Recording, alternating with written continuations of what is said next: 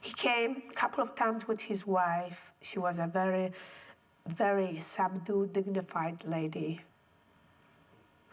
But also I saw him quite a few times with other young women. And he would stay over. On the third floor, there was a guest room. And he would play cards with Gert. They were really very friendly. But Oskar Schindler would always come under some excuse down in the kitchen for a cup of coffee, for another bottle of wine. And when he came down, he would always have something to say to me, to give me hope. He even took me to the window to look out where people were working.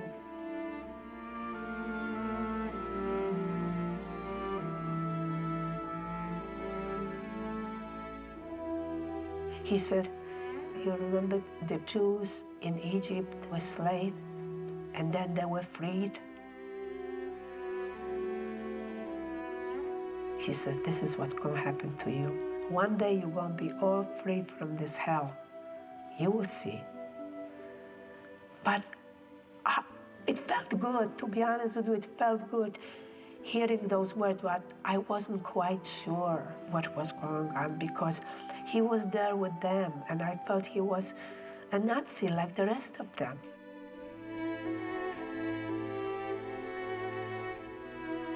Schindler used to take out people from Plaszow, and people were walking to his factory. But then, because he had so many conflicts with Gert would keep the people, not let them go to work. We were constantly standing on the Appellplatz, and Schindler didn't have people to come to work. So he told them that he wants to build barracks right on the premises of the factory. And that's what he did. They gave him permission to do that. The excuse was that the workers would be more efficient and they'd be right there and they wouldn't have to be walking back and forth. But Schindler had an ulterior motive to do that. Even then, Schindler was trying to protect his workers from the Nazis. There were no hanging, no beating, and we worked too, maybe 12 hours, but we couldn't die from it. Oskar Schindler made his workers feel that he cared about us, and he wanted to help us, and he wanted to feed us. We had meat, we had soup, we had bread. We were very well fed. It was a complete different ball game. And we worked on this factory floor, and he would come down and slowly walk through and actually stop at different places and talk to people.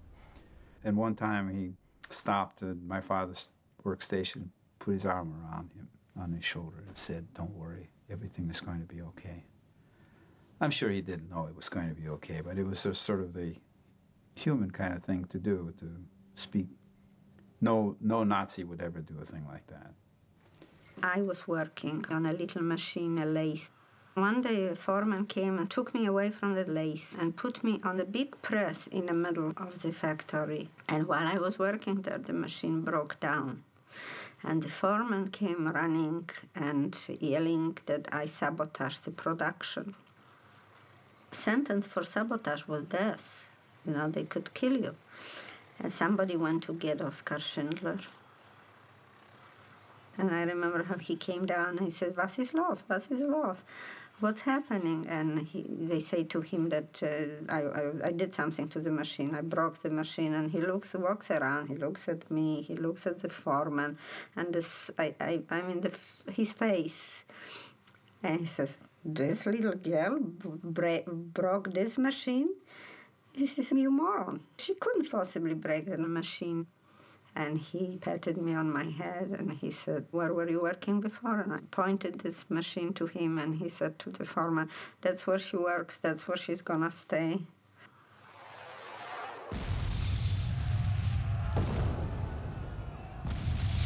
Eventually the war for the Germans went bad in the Eastern Front, and the Russians were advancing, and companies like Schindler's company were going to be liquidated. But Schindler decided that he would not let his workers simply go. He was going to transfer his company, lock, stock, and barrel, over to Czechoslovakia and move his Jewish workers with him. He assembled us all in a courtyard, and he told us the factory is going to be moved to Brnic, to Czechoslovakia. We are going to be sent back to Plaszów, and then we're gonna come to Czechoslovakia.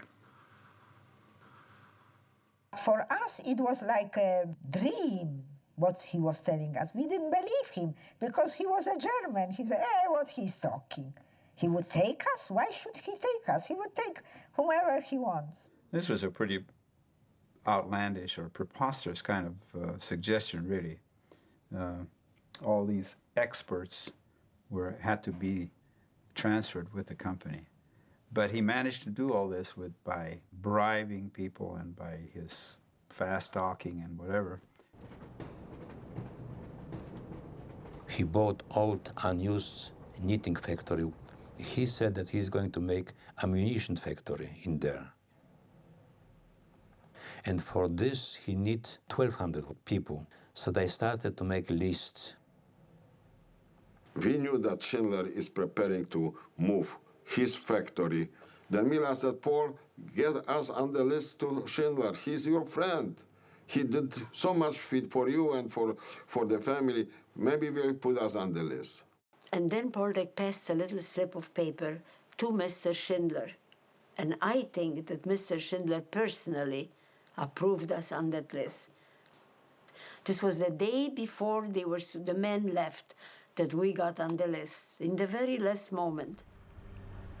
Everything was happening very, very quick, very rapidly. The deportation were going very fast. They were trying to liquidate Camp Plaszów. Till one day, there comes Schindler. And he said to me, I built a factory in Czechoslovakia, and you coming with me. I was like stunned, but all of a sudden, everything he told me before started to be put together, because he always used to tell me, you will survive, I will help you. And here he is. And he said to me, you have family? Oh, if I would have my family, he would take probably everybody. I said, I do have only 2 sisters. He said, give me the names. When the time came to leave, they put us into boxcars, women separately and men separately. And we didn't know where we're going, or what's going to be. All we knew that we were on Schindler's List, and we thought that this is the best thing that could happen to us. But we still didn't trust that Schindler would persevere.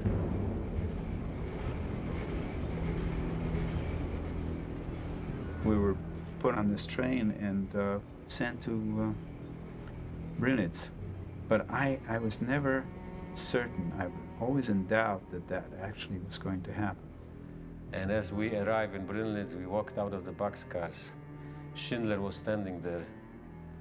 We felt such a relief that here is the man who's going to protect us. And we felt that maybe now we have a chance of survival. But we started worrying about women. Where is my mother? Where is my sister? Where are the women? We left a week after our men left. And we got on the trains, and so happy we are going, you know, we're going to join our men, and we're going to be with Mr. Schindler. We were very happy. Instead, in the middle of the night, we arrived in Auschwitz. The whole place was lighted up, the dogs all over. Her house, and they were calling us names. You horse, you subhumans. Get out, get out. It was so scary right away. You didn't have even time to realize what's going on. all we saw is the chimneys, and everybody was like looking up, but nobody said anything. We looked at the chimney, there was smoke coming out, and the sky looked red. There was such stench in Auschwitz, you could smell the burning flesh. And it was like everything was covered with the smoke, with the ashes. We were covered, the barracks were covered, the roads were covered, everything was covered.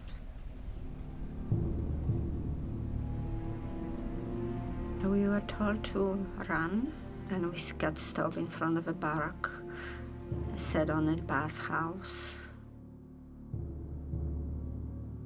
We stood in line, we were told to strip. Snell, snell, snell, means fast, fast, fast, get undressed, and throw it on a pile. I put my shoes, I had whatever, a sweater, it was cold, winter. I had a little picture of my father. And I'm holding the last bunch of pictures in my hand. And I'm looking at the pile, and I'm naked. And I said, if I throw this away, I will never see the faces of my parents, ever.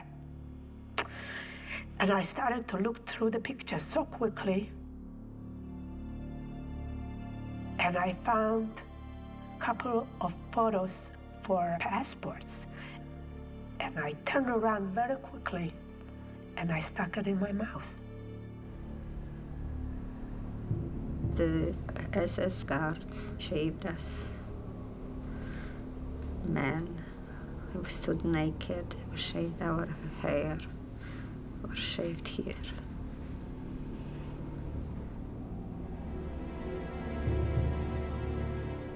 Then they shoved us into the shower room. We didn't know what to expect, whether we were going to have the gas or whether we were going to have actual water. And I remember we were waiting and the water didn't come out. This means that the gas will come out. So we were waiting, said one look at the other. We couldn't do anything. Then in one moment it started, the water was coming out. I said, oh boy, so it's good. My older sister, she looked at me, she says, are you all right? Are you all right? While the water was coming down. I said, She says, what's the matter with you? Are you okay? I could talk. I had those pictures in my mouth. And as soon as we came out, I said, I'm okay, but I have the pictures in my mouth, but I'm dead. She says, why would you do a thing like that? That would kill you. But I had my pictures. And after the showers, they pushed us into another room. We couldn't go back to get our clothes. They gave us little dresses that were sheer, nothing. And we walked through the roads of the camp, so muddy. And we saw the people, the women, didn't look human. I looked at my mother and all the other people I knew so well. I said, that can't be us. We are already dead. Like they took my soul out. We were terribly hungry, but we couldn't eat even what was given to us because we were all sick with dysentery. Every day we were getting sicker and sicker. And we also were called out in the middle of the night to be counted. Outside, in the freezing cold. I was trembling and my teeth were jittering, it was so cold. And I looked up in the gray sky.